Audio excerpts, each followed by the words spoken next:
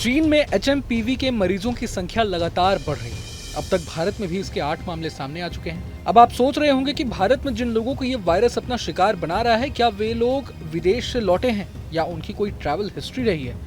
आपकी जानकारी के लिए बता दें कि ऐसा बिल्कुल नहीं। दुनिया के लिए या भारत के लिए ये कोई नया वायरस नहीं है, बल्कि इसकी खोज साल 2001 में ही हो चुकी थी। लेकिन सबसे हैरानी की बात यह है कि 24 साल के बाद भी अब तक इस बीमारी की वैक्सीन नहीं बन पाई है। तो आइए जानें इस बीमारी और इसके वैक्सीन के बारे में सब कुछ। एचएमपीवी वायरस यानी कि ह्यूमन मेटान्यूमो वायरस, ये वायरस वैसे तो कोई नया वायरस नहीं है। 2001 से ये पहली बार डायग्नोसिस हुआ है, मतलब कि आज से मोर देन 20 ईयर से पहले ये वायरस के बारे में जानकारी है। लेकिन वायरस का म्यूटेशन कई बार होता है, तो म्यूटेशन की वजह से उसका प्रकोप कई बार बढ़ जाता है।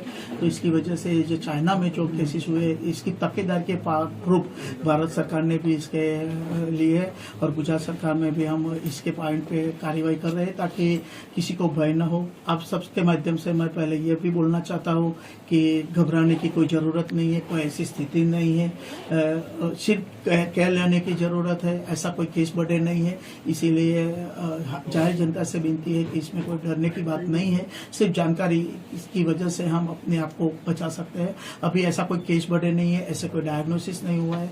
एक गुजरात में एक केस डायग्नोसिस हुआ है यस्टरडे, जो 2 महीना का बच्चा था। उसके बारे में कल पता चला है, उसकी स्थिति अच्छी है। वो वैसे 4-5 दिन से दाखिल था और उसको यस्टरडे घायल को शाम को उसको डिस्चार्ज भी कर दिया गया है।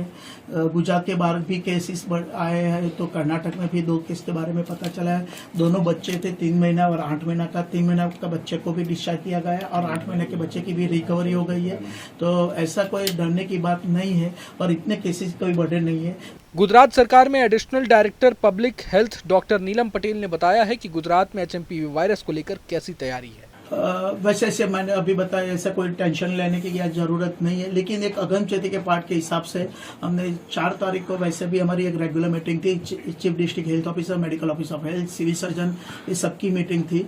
सुपरिटेंडेंट सब डिस्ट्रिक्ट हॉस्पिटल, तो उन सबकी मीटिंग में भी सबको ये नए वायरस के बारे में बताया कि हमें क्या क्या लेनी है, पब्लिक को क्या हमें इंफॉर्मेशन देनी है, हम कैसे आगे बढ़ सकते हैं, उसके बारे में डिटेल में हमने उन लोगों को वाकिफ किया है।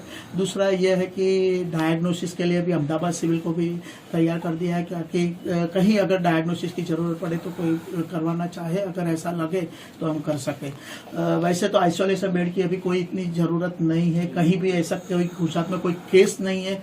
फिर भी एक अगमचेती के पार्ट के हिसाब से सब हॉस्पिटल अपनी अपनी तैयारी कर रहे हैं, क्योंकि अगर कोई केस कहीं आ जाए तो वो ऐसा ना हो कि उसके उसी दिन वो आइसोलेशन वार्ड कहाँ है, कैसे करे, ऐसे ना हो।